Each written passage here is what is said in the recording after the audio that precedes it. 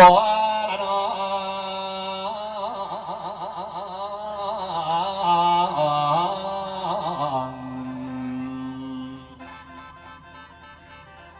งละปีนี้เอ้ยแก้มเจ้านั่นปี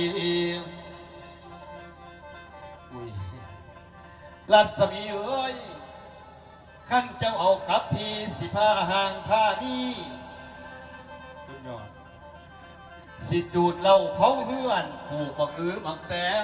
สิผ้าแก้มแต่งแสงเป็นคอนแดงมาบอกเป็นตะลุ่ยเถอะโอ้ยน้องอัน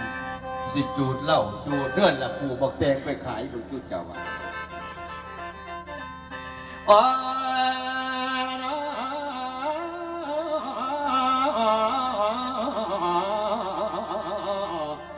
้ยแม่บักขี่ล้นถ้วยเอ้ย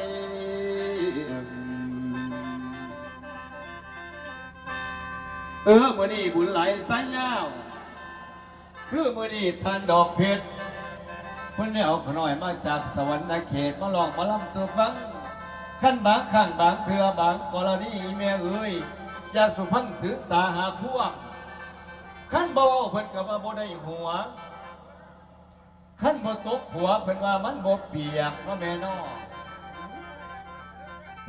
บ่ลำก่อนว่าโอ้ยน้อฮะโอ้น้อ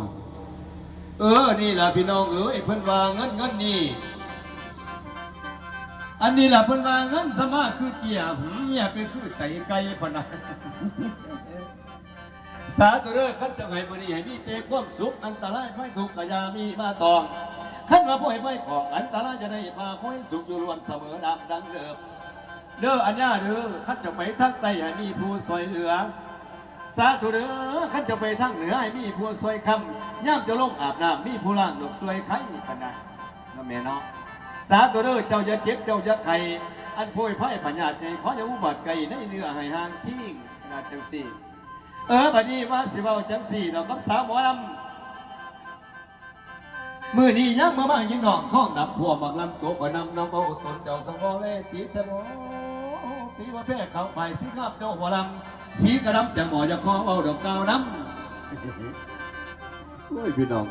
อันนี้หมอลำก่อนตัวบัดนี้อันลำสีพันดอนโอ้ยว่าสิพอสีพันดอนเนาะ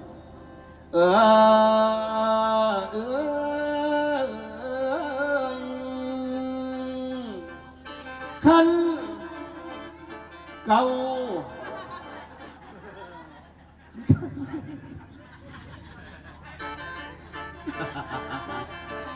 เอากระจังเสียนเนี่ยมันขั้นหน่อยมันก็โอ้ยังดีได้แม่มันก็